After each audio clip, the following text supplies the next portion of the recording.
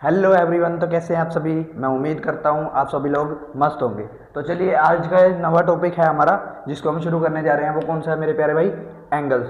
ठीक है। Angles topic को पढ़ने से पहले आपने फैक्टर वाले, मैं कह रहा हूं भी, फैक्टर वाली सारी वीडियोस देख ली होंगी। अगर नहीं देखी तो लिंक डिस्क्रिप्शन में है, जाइए पहले वो देखिए, फिर हम लोग एंगल्स पढ़ेंगे। अच्छा, एंगल्स में हम कौन कौन से टॉपिक पढ़ने वाले हैं देखिए। एक तो पढ़ने वाले हैं हम लाइन सेगमेंट और रे।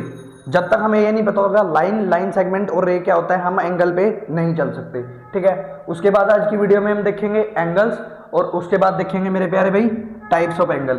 तो ये कुछ तमाम टॉपिक्स हैं जो आज की वीडियो में हम डिस्कस करेंगे। तो चलिए वन बाय वन इनको डिस्कस करते हैं बिना टाइम वेस्ट किए। तो चलिएगा, देखिए लाइन क्या होती है। लाइन एक शब्द है, अ स्ट्रेट पाथ, एक ऐसा रास्ता दैट गोज फॉर एवर, वो हमेशा जाएगा, in both direction with no end point, एक ऐसा रास्ता, ठीक है, जो कहीं भी जा सकता है। ठीक है। मान लीजिए ये ए और बी हैं। ठीक है। अगर मैंने इसकी रेखाएं खींची, मान लीजिए ये ए है। अब जो ए की रेखाएं है ना मेरे प्यारे भाई, क्या कह रहे हैं वो यहाँ पे, जो ए की लाइन है वो यहां से इधर भी जा सकती है, और जो बी है वो यहां से इधर भी जा सकता है। ठीक है ना मेरे प्यारे भाई, इसकी कोई लिमिट नहीं है। जहां तक आप इसको लेके जाना चाहे वहां तक आप इसको लेकर जा सकते हैं। ठीक है। तो उम्मीद करता हूं आप लोगों को ये लाइन का कंसेप्ट समझ में आ गया होगा। तो चलिए लाइन सेगमेंट का कंसेप्ट देख लेते हैं एक बार। A straight path to end points and fix length, मतलब क्या कह रहा है, एक स्ट्रेट ऐसा पाथ जिसके दो प्रॉपर एंड पॉइंट हो और उसकी एक प्रॉपर फिक्स लेंथ हो। आप इसे स्केल से मेजर करके देख सकते हैं। ठीक है। अब क्या कह रहे हैं कि रे क्या होता है। देखिए रे एक स्ट्रेट पाथ है, एक ऐसा रास्ता that start at one and point, वो एक ही एंड पॉइंट से स्टार्ट होता है, and goes on forever in the other direction, goes on forever in the other direction. वो एक एंड पॉइंट से स्टार्ट होता है, ये एक एंड पॉइंट से स्टार्ट होएगा, वो इधर ही डायरेक्शन में जाएगा। ठीक है। चाहे वो एक एंड पॉइंट से स्टार्ट होता है, क्या पता वो इधर जाना पसंद करे, बट स्टार्ट वो एक ही एंड पॉइंट से होगा मेरे प्यारे भाई। समझ आया? उम्मीद करता हूं आपको ये तीनों कंसेप्ट समझ में आ गए होंगे। तो चलिए अगला टॉपिक डिस्कस करते हैं। हमारा अगला टॉपिक है एंगल। चलिए एंगल पर चलते हैं। तो चलिए मेरे प्यारे भाई अब हम पढ़ते हैं एंगल। अच्छा, एंगल कब बनता है देखिए, it is formed when two rays are met in same common point. जब कोई भी दो रेज हैं, मान लीजिए एक रे ये है और एक रे ये ऐसे, ठीक है, जब वो एक ही कॉमन पॉइंट पे मैच आउट करेगी, मतलब मिल गई। ठीक है। इसको मैंने ए नाम दे दिया और ये इसको बी दे दिया, इसको मैंने प्यारे भाई सी दे दिया। अब जब दो रे आपस में मिली तो ये तीसरा जो एंगल बना, तो ये जो बना बीच का, इसे हम कहेंगे एंगल, जिसको हम हिंदी में कहते हैं मेरे प्यारे भाई कोण। क्या कहते हैं? कोण।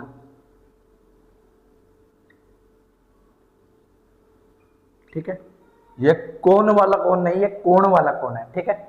तो चलिए अभी आपको एंगल भी समझ में आ गया होगा। अच्छा, इसमें एक और चीज आती है एंगल से वर्टेक्स और साइड पूछ लेता है मेरे प्यारे भाई, क्या है। ठीक है। वर्टेक्स और साइड पूछ लेता है। चलिए वर्टेक्स के बारे में जानते हैं। वर्टेक्स क्या है देखिए, वर्टेक्स वो कॉमन पॉइंट है जहां पे रेज आपस में मिलती हैं, कनेक्ट होती हैं। ठीक है। तो जैसे ए। साइड्स क्या है मेरे प्यारे भाई?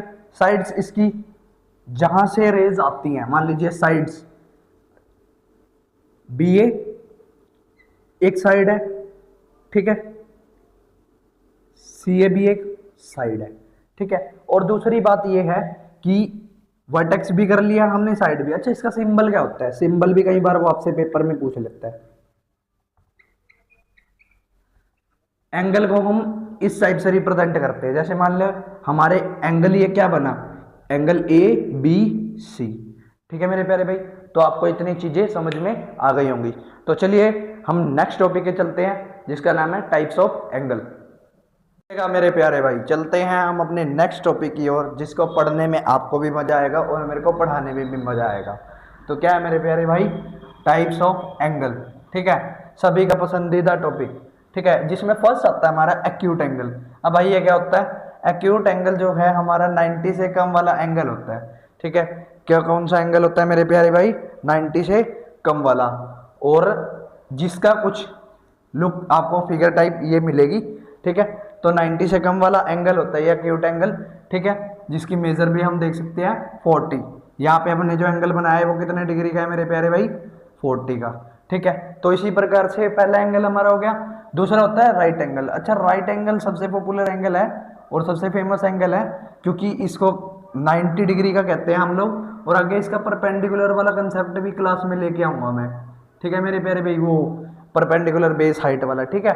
तो अगला जो हमारा एंगल होता है वो होता है ऑब्ट्यूज एंगल। ऑब्ट्यूज एंगल कैसे होता है, ग्रेटर देन 90 और लेसर देन 180 से, मतलब 90 से तो बड़ा होना चाहिए और कम किससे होना चाहिए, 180 से, मतलब इन दोनों के बीच का एंगल अगर हम बात करें तो ये कितने का एंगल है मेरे प्यारे भाई, ये भी ऐसे ही 120 का, ठीक है।